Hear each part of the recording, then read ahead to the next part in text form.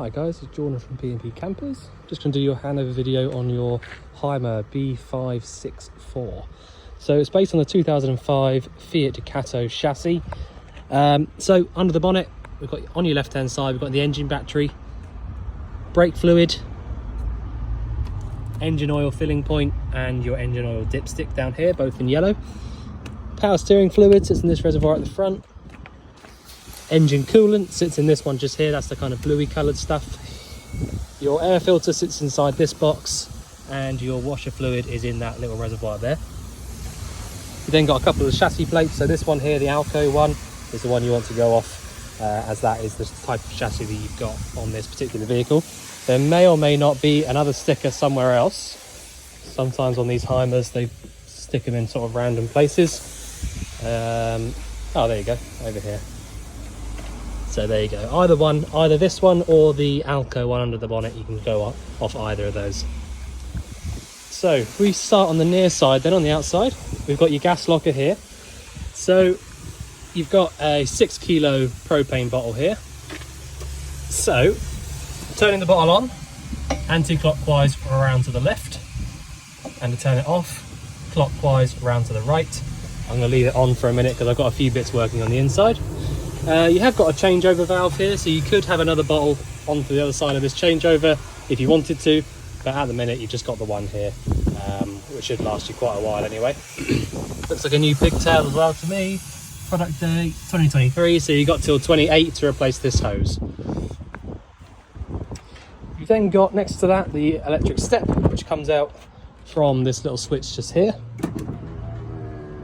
which also, I might point out, is absolutely solid. There's no play in that whatsoever, which is always the first thing we do if we buy a vehicle, make sure there's no play in the step, because it is, generally speaking, one of the places that will suffer first from sort of salt under the body. Storage in the lower locker just there. These two vents just here are both for the fridge, so if you had the fridge lit up on gas, you'd be able to feel a little bit of warm air coming out through this little vent just here. Truma boiler vent is this one just here, with sign written Truma on it. Again, if you had this lit up on gas, you would feel the warm air pumping out through the bottom of this. External aerial socket, and your hookup point is this one just here. So electric hookup being plugged in there will give you access to anything 240 volt or, you know, household appliance wise. Also give you access to using the boiler on the mains, the fridge on the mains, etc. But I will run through that with you when we get inside. This lowermost locker, if I just open it up like that, you've got in there spare wheel through there, carpets for the vehicle, and it's just general underslung storage basically.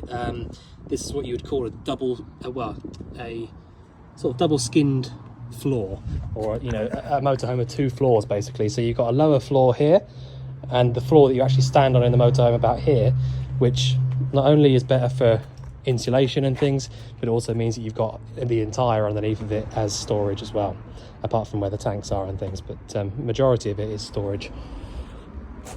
Two bike rack on the back with all the relative straps and parts there. Oh, I will just point out as well, this here is an external aerial pole. There is an external aerial in the cupboard in there, but you have also now got the actual aerial on the roof, which you probably can't see from here, but it is there. So it's up to you how you want to use it. In my opinion, you're better off just using the one that's on the roof, but there you go. Down here in this one here, we've got a couple of drains. So we've got the main wastewater drain, which is from the grey handle just there, which is facing towards us. And then we've also got these two drains, which are basically just pipe drains. So if you wanted to drain off all of the water for winter, you know, you just open those two little valves up as well, and it will just drain out any excess water from inside the pipes and all that. Next locker along, nice and neatly, we've got the twin leisure batteries. So they're both, what are they? Both 80 amp hour. Oh no, where are we? 100, yeah, 190 amp hour, I think. Okay, so 90 amp hour batteries, but they're twins, so plenty of power there. I mean, at the moment as well, I mean, there's a solar panel on the roof, which you can probably, I don't know if you better see it, just there. You know, all the time the sun's on it, you've got nearly 14 volts in those batteries, which is really, really good. Oh, and also, just behind this, let that down for a minute, you've got your freshwater filling point. So you just basically undo that, and that'll give you access to your freshwater filling. This little 12 volt socket here on the right is just in case you have a 12 volt submersible pump that you need to drop into a tank to fill up the fresh tank. All right, so that's what that little 2-pin 12 volt socket's there for. On the passenger side, there's not normally a huge amount to run through. You've got a 240 volt socket just down here and a heating vent below that. There's probably some electric bits and pieces under this seat here, but you know, we won't open that can of worms.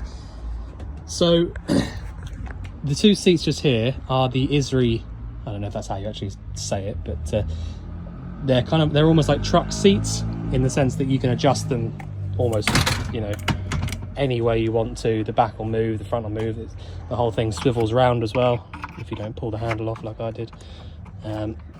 One way or another, there you go, lift that up and it should swivel round. So yeah, the seats are kind of like ever interchangeable, if you like, so you can really make it as comfortable as it can be. A lot of the sort of bigger chassis like Renaults and things have these, but again, on the Alco chassis, so it's makes sense that it's got them. You've got the diesel filling point just here at the very front. That brings us right back round to the front, so I will just jump inside now so we can show you a few bits in there. Right, so straight away, I will just run you through the cab, because I've got a tendency to forget to do that. So, in the cab itself, really nice, comfortable place to be. Nice big dash up here, so when you're parked up, you can put things up there and whatnot. So you've got a really nice high spec in the cab, especially for the year of the vehicle. So you've got the standard kind of lights on and off on this left hand stalk with the indicators. You've got the 5-speed manual gearbox here. You've got all the optional buttons on this little row here, so the ASR switch, fog lamps, and your heated rear window, which will not work, just so you know, because obviously the original heated rear window would have been about here, so it's obviously not there anymore, so I just want to point that out. All of the heated controls just there, so you've got where you want the air to go to, the temperature and the fan speed, and your air conditioning switch is this one just down here, which, by the way, not many of the vehicles have aircon at all of this age, so it's a really nice extra to have. You have got these nice little sort of drawers that you can store things in, however you want to do that, it's up to you. If you want to get to the code reading port, it's just under here behind this little cover. That will also give you access to quite a few little fuses and relays and things like that as well. But other than that, you've basically just got, you know, all the normal bits and pieces here in the middle. So that is about it for the cab, really. I will just point out as well, your bonnet release handle is just there above the clutch pedal, and I think that's about it really for the cab. So as soon as you walk in the caravan door, above your head there, you've got your Hymer control panel. So straight away you'll notice, I mean, it is on at the moment, obviously, but it's telling us, well, what it thinks the time is. I'm not sure that's completely right, but you can set that to whatever you need it to by clicking this button up here. I will also just point out before I carry on, this little thing just here is the thermostat for your boiler. So that's not a button, and just err on the side of caution, the fact that they are brittle, so please don't push on that, because 9 times out of 10 they're broken, so it's a bit of a miracle that that one's not. But if you don't touch it, it won't break. So on the left hand side, you've got the battery voltage meter. So if I click on that one, it shows us 14 volts in the leisure battery, which is the top one, 12.7 in the engine. So I would assume wherever the there you go, So you just got the 2 wires going into the solar controller, which is telling me that your solar panel is only charging your leisure battery, and that would make sense due to the fact that the engine battery is a little bit lower than the leisure. So in the future, I will just point out, if you wanted to, I mean the engine battery is faring completely fine at the moment anyway, but if you wanted to, it is always a possibility to fit what's called a duo solar controller. That one there is just a single controller, but you can fit a duo so that you can essentially charge 2 different batteries at once from the one panel. So you can actually charge the engine battery as well. But that's just, you know, something for the future. If you find that the engine battery does go flat over the course of a few months, if you don't use it, then it might be worth sort of thinking about. If it doesn't, then I just wouldn't worry about it. So yeah, that's your voltage meter just there. So if you just keep your eye on these 2 voltages, make sure they stay above about 10, then that's honestly all you need to do. Just keep your eye on them, basically. That solar panel is doing a really good job keeping those batteries at 14 volts. I mean, normally, you know, you can expect a solar panel to maybe keep them up at about 13.5, not so much 14. So that's doing a really good job. And in fact, I wouldn't be surprised if it's a really big panel. Anyway, so the next one down is your fresh and waste water levels. So you've got 1/4 of a tank of fresh water and absolutely nothing in the waste tank.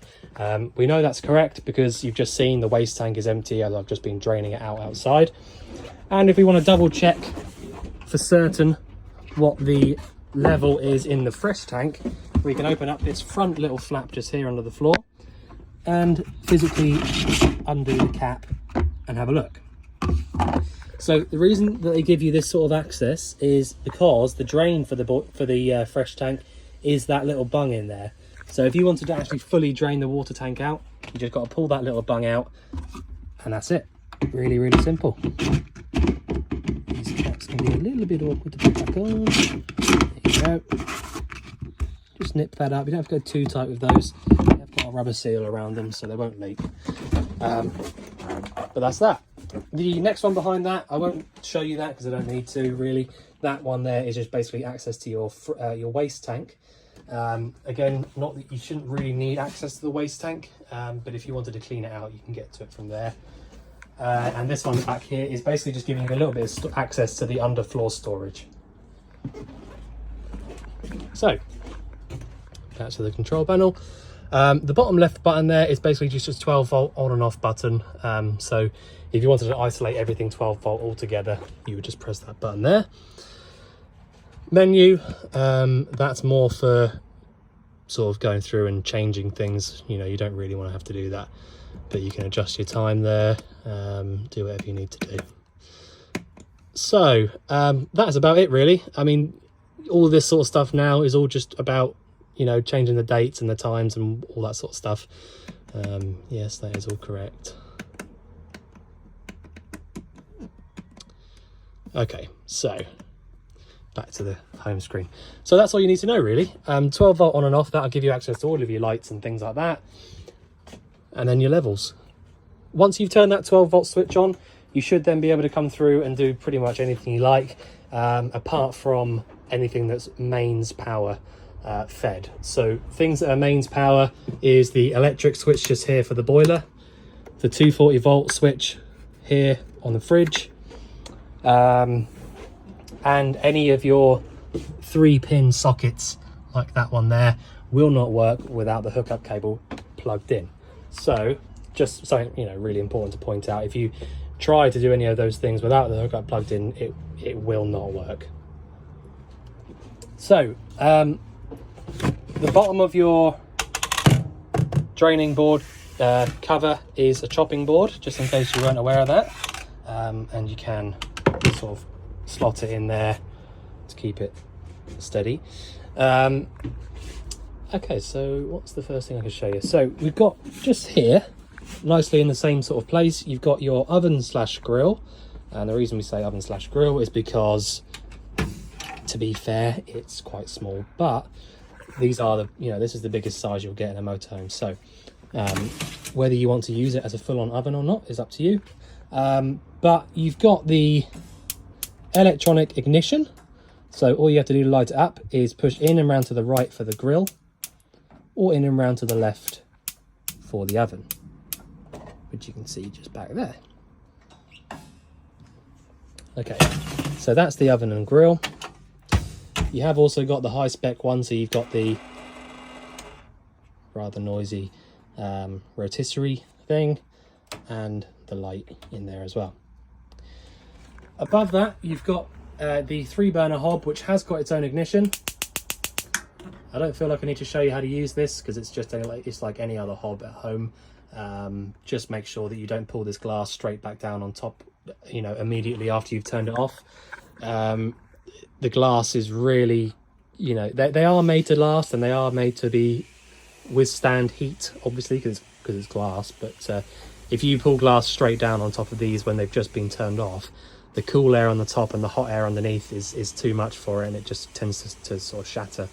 So just allow these to cool right down before you pull this lid down. Basically, don't you have to stress about it too much. But that's that. These cupboards just here, you've got quite a cool little lock up here. I don't really understand how it works, to be honest with you, but once you've turned it like that, you can't open any of the cupboards, and then you can open all of them. It's probably quite simple, but I'll just anyway. So that's just a lock for all those cupboards. In this top cupboard, we've got a couple of bits. So we fitted the Vision Plus TV aerial, so it's just like a little bit of paperwork for that if you want to look through it. Your gas isolators are here, so they've all got a symbol on them and they all mean a certain thing. So this one here is your oven and grill, 3-burner hob, fridge and boiler. Okay, so if you wanted to isolate the gas from any of those particular appliances, you can do that just by turning them 90 degrees, and that'll completely isolate the gas from that specific appliance. I will mention that you do not need to do that every time you get out of the van or put the van in storage. Turning the valve off on the top of the bottle is just as good as doing it. In fact, it's better than doing that, because it isolates it from out there outside the vehicle, whereas this isolates it from here. So the gas is still coming into the van to this point. So if you really want to isolate the vehicle from the gas completely, just turn the bottle off from the locker. It's the best way to do it. This is the aerial I was talking about, which would go on the sort of like bar that's fitted to the back of the van, if you should want to do it like that. Loads of storage over the top in the cabinets up here. You have got an extractor fan in here, which works from this switch just there, if you should want to use it.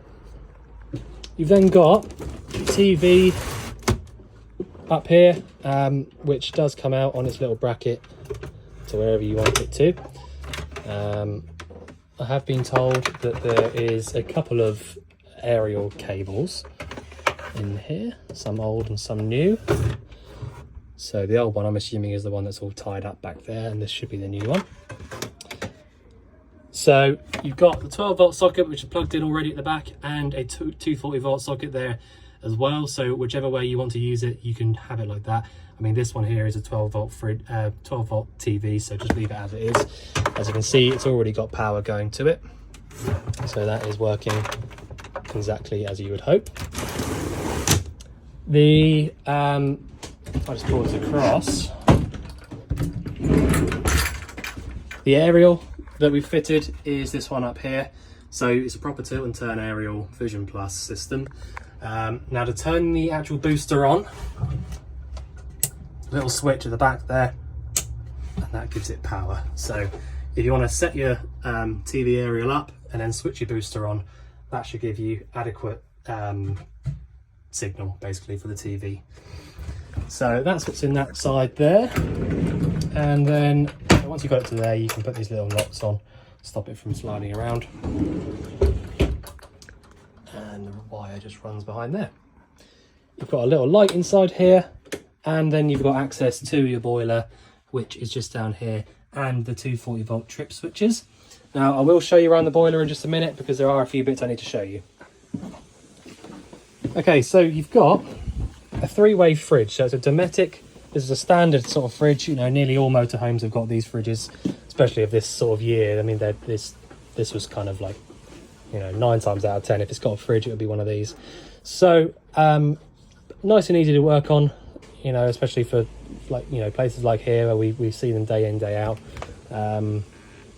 Freezer box comes down from there. So if I just quickly explain to you how these work. So you've got 3 different energies that this fridge will get cold on. The 2 at the top, so gas and 230 volt, which is the mains hookup, are the only 2 that will get this fridge cold from, you know, by themselves. The 12 volt is for when your engine's running only, and it will only keep the fridge cold. Okay, so that's the 12 volt one there. Like I said, once you've started the engine up, switch over to 12 volt, and that'll keep the fridge cold whilst you're driving. That's all it does. So if, for example, you were going to go on holiday tomorrow morning, I would recommend either plugging a hookup cable into the van the night before and selecting the mains one here, the 230 volt. Or if you don't have access to a hookup cable at home, select gas. It will light up by itself, and after a few hours, the fridge will be cold. All right, so either gas or the mains until it's cold, and then switch over to 12 volt for when you're driving. And that is it. You have then got the temperature selector over here as well. So if it's too cold, just turn it down. If it's not cold enough, turn it up. So nice and simple, really.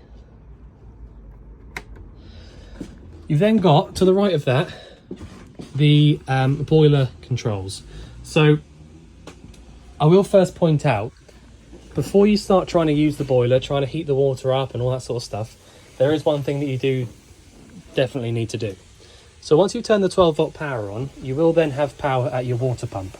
Now, the water pump that's in this particular vehicle, and nearly all Hymers, is what you call a 12 volt submersible pump. All right, so what that means is, in the tank down there, the fresh tank, you've got a little pump about this big that sits physically inside the water of the tank.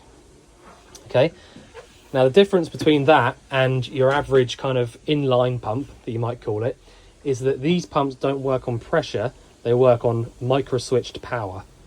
So what that means is that the pump will not and cannot run unless you've actually physically opened the tap, because there's a little switch inside the tap which tells the pump when to turn on.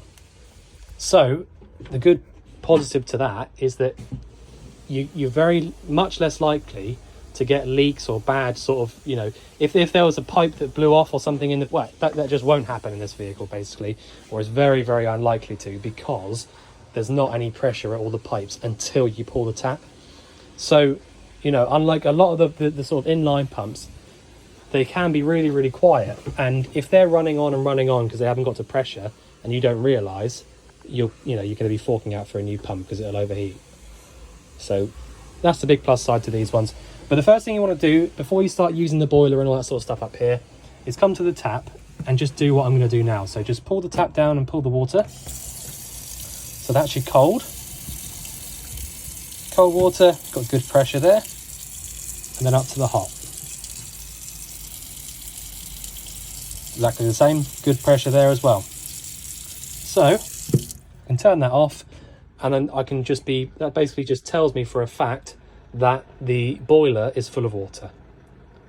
If I pull that hot water through just then and nothing came out, I can be pretty much certain that the boiler is empty or nearly empty of its water. So the reason that's really important is basically, if you imagine this boiler here, it holds about 10 litres of water, and if you come up to this little dial here and tell it to heat the water up but there's nothing inside of it, what you're essentially doing is, you know, it's like getting a kettle completely empty, putting it on and just switching it on. It's the same as that. So you really have to make sure that you've got water in the boiler just by doing what I've just shown you there. Just pull the water through and make sure there's pressure there. If you see that there's pressure, you can go ahead, do whatever you like up here, which I'm about to show you. If you don't get any pressure coming through there, there's 2 things you need to look for. One of them is just down here in this cupboard, you've got what you call a automatic drain off valve. So that is, it's really hard to sort of show you. So down in that little corner there, you can probably just about see the little diagram saying close and open. So what that is a little red pulley basically, and if the temperature outside gets like sort of below about 5 degrees, it will drop the water out from the boiler by pushing that down. All right, it'll do that by itself. So it's just really important because it does happen sometimes, especially even if you undid the leisure battery right now, that would drop all the water out of the boiler. So you have to go down there and pull it back up again. But the point I was trying to make there was that if you light the boiler up and there's no water inside of it, you're more than likely going to be buying a new boiler, which you don't want to do. Okay, so that is what that's for in there, and that's what that little cover gives you good access to the top of the boiler there. So all that doom and gloom out of the way, I'll show you how to actually use it. So you've got this green switch at the top here, which if you have the electric hookup plugged in and turn that on, pretty much after about half an hour or so, you're going to have hot water at the taps. So this one here is your mains powered hot water. The one below it is all to do with gas, and it's for hot water or heating, or both at the same time. Okay, so assuming that you've got water in the boiler, and if you want to use the gas, which I do at the moment because I've only got the gas on, I haven't got hookup, I'm going to have to come to this bottom one here, and I can go either up 1 or up 2 for hot water only. So that's at either 40 or 60 degrees of hot water. Down 1 is heating only, and down 2 is heating and hot water at 60 degrees. Okay, so on the older vans, they wouldn't have all of this sort of stuff here. All they had was summer and winter.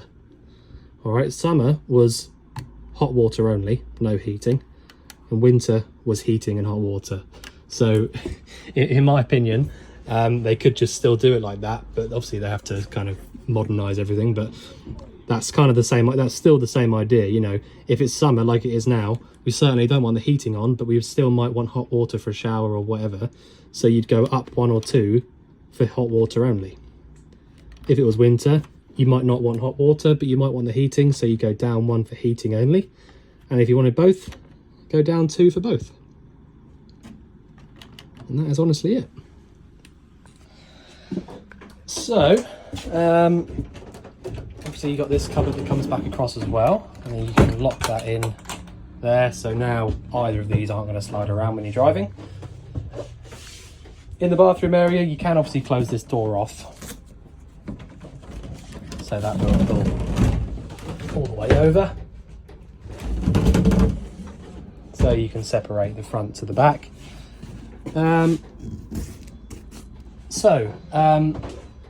You've got hot and cold mixer tap here at the back as well. Nice and simple. The toilet works in a very, very similar way. Push the button there, the little blue button at the top, and you'll get your flush fluid pumping around. You can then empty it out into the cassette by pulling that towards you and then closing it back. Then also got the shower cubicle here as well. Sorry, that was just that dropping. Shower cubicle there, which essentially is just your, I don't ever really even show, to be honest. You just pull this out and then you use it as a normal shower. Hot and cold mixer tap just there, and that is honestly it. So, loads of storage in the van, absolutely lovely, lovely condition, honestly, throughout. I mean, I can't fault this thing at all, I really, really can't. So, yeah, I mean, I think I've pretty much covered everything, appliances-wise and lights-wise, all that sort of stuff. So, if there's anything you think that I've missed out or anything you'd like going through again, just let us know. But otherwise, we look forward to seeing you soon to collect your van. Thanks very much.